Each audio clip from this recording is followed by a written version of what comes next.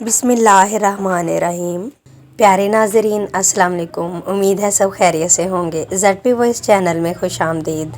آج ہم بات کریں گے سخاوت کی مثال حاتم طائی کے بارے میں۔ اسلام سے پہلے عرب میں جہاں ہر طرف برائیاں ہی برائیاں تھیں، وہاں کچھ اچھے لوگ بھی تھے، جن میں سے ایک حاتم طائی بھی تھے۔ حاتم کے بارے میں بے شمار کہانیاں بیان کی گئی ہیں، جن میں سے اگر مبالغہ نکال بھی دیا جائے تو پھر بھی حقیقت یہی ہے کہ حاتم طائی کی سخاوت اور فیاضی ضرب المثل ہے۔ اسلام میں حضرت عثمان رضی اللہ تعالیٰ عنہ، عثمان غنی کے مال و زر اور عطیات و سخاوت کی وجہ سے اسلام کے پھیلاؤ میں بڑی سہولت پیدا ہوئی تھی۔ حاتم کا تعلق طے نامی ایک قبیلے سے تھا، اسی کی نسبت سے اسے حاتم کہا جاتا تھا۔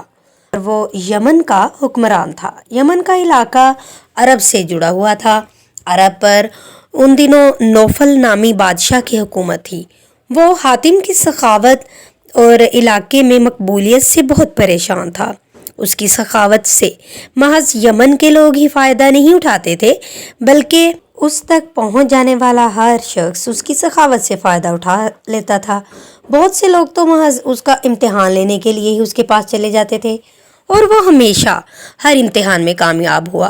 ایک مرتبہ کسی کو معلوم ہوا کہ حاتم طائی کے ذاتی استعمال کا گھوڑا بہت ہی قیمتی ہے، کیوں نہ وہ حاصل کیا جائے۔ چنانچہ ایک شخص اس کا امتحان لینے پہنچ گیا۔ حاتم اس روز شکار کرنے کے لیے نکلا ہوا تھا۔ اتفاق سے اس روز اسے شکار بھی نہیں ملا۔ جب وہ واپس پہنچا اور اسے معلوم ہوا کہ کوئی مہمان اس کا انتظار کر رہا ہے، تو اس نے اپنے ملازمین سے کھانا تیار کرنے کا حکم دیا۔ ایک ملازم نے کہا، سرکار، آج کھانے میں گوشت کا سالن نہیں بن سکے گا کیونکہ تازہ گوشت نہیں ہے۔ حاتم کی غیرت اس بات کو گوارا نہیں کر سکتی تھی کہ اس کے دسترخوان پر مہمان کے لیے گوشت کا سالن بھی نہ ہو۔ اس نے کہا، آج ہمارا محبوب گھوڑا ہی ذبح کر کے پکا لیا جائے۔ یہ فیصلہ ہوئے اسے شدید دکھ بھی ہو رہا تھا، مگر اس کے سوا کوئی چارہ بھی نہ تھا۔ ویڈیو کو دوستوں کے ساتھ شیئر کیجیے، چینل کو سبسکرائب کریں، اور آپ کی محبتوں کا بے حد شکریہ۔ اور ہاں، بیل آئیکن کا بٹن ضرور آن کر لیں تاکہ ہر نئی آنے والی ویڈیو کا نوٹیفیکیشن آپ کو مل سکے۔ شکریہ۔ تو ہم حاتم طائی کی بات کر رہے تھے کہ کیسے انہوں نے اپنا گھوڑا ذبح کرنے کے لیے دے دیا۔ کھانا تیار ہوا۔ حاتم نے اپنے مہمان کی تواضع میں کوئی کسر نہ چھوڑی۔ مہمان بھی بہت خوش تھا۔ صبح جب مہمان کے جانے کا وقت ہوا تو مہمان نے رخصت ہونے سے پہلے اس کی مہمان نوازی کا شکریہ ادا کیا اور کہا کہ میں نے آپ کی سخاوت کی بہت شہرت سنی ہے، اگر وہ اپنا پسندیدہ گھوڑا بھی اسے عنایت کر دے تو بہت مہربانی ہوگی۔ حاتم اس کی یہ بات سن کر کچھ افسردہ ہوا، پھر کہنے لگا، معزز مہمان، یہ فرمائش اگر آپ گزشتہ سال سے پہلے ہی کر دیتے تو اس کی تعمیل ضرور کرتا، مگر اب یہ ممکن نہیں ہے کیونکہ میرا پسندیدہ گھوڑا اب آپ کے پیٹ میں پہنچ چکا ہے۔ اس کے ساتھ ہی اس نے ساری مجبوری بھی بتائی اور اسے اشرفیوں سے بھری ہوئی تھیلی نذرانے کے طور پر دی کہ اس دولت سے وہ اس گھوڑے سے بھی قیمتی گھوڑا خرید سکے گا۔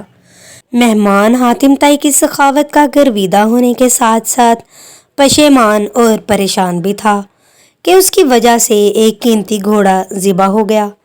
اس نے اشرفیوں کی تھیلی لینے سے انکار کر دیا، مگر حاتم نے کہا کہ آپ کو رکھنا ہی ہوگی کیونکہ میں اپنے مہمان کی فرمائش پوری نہ کر سکا ہوں۔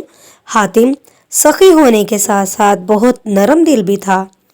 اس روز اسے اس بات کا ملال اور افسوس ہو رہا تھا کہ وہ اپنے مہمان کی خواہش پوری کرنے میں ناکام رہا ہے، جبکہ مہمان اس کی نرم دلی اور سخاوت کے گن گاتا ہوا اپنے گھر چلا گیا۔ تو دیکھا ناظرین، جو سخی ہوتے ہیں وہ ہر طرح سے اور ہر جگہ پہ نیکی تلاش کرتے رہتے ہیں، اور ایک حاتم طائی کی سخاوت کی وجہ سے ایک مہمان خوش ہو کر چلا گیا اور اپنی پسندیدہ چیز کو انہوں نے اس طرح قربان کر دیا کہ صرف خدا کی رضا کی خاطر ہی سب کیا۔ اگر اور کوئی شخص ہوتا تو وہ کبھی بھی یہ نہ کرتا۔ تو ہمیں بھی آج سبق ملتا ہے کہ اللہ تعالیٰ کے برگزیدہ اور نیک لوگوں کی طرح ہمیں بھی سخاوت کرنی چاہیے اور لوگوں کے کام آنا چاہیے تاکہ اللہ تعالیٰ ہم سے بھی خوش ہو جائے اور ہمیں بھی جنت میں جگہ دے۔ بہت سا خیال رکھیے گا، چینل کو سبسکرائب کر دیجئے اور دوستوں کے ساتھ ویڈیو کو شیئر کر دیجئے۔ اللہ حافظ۔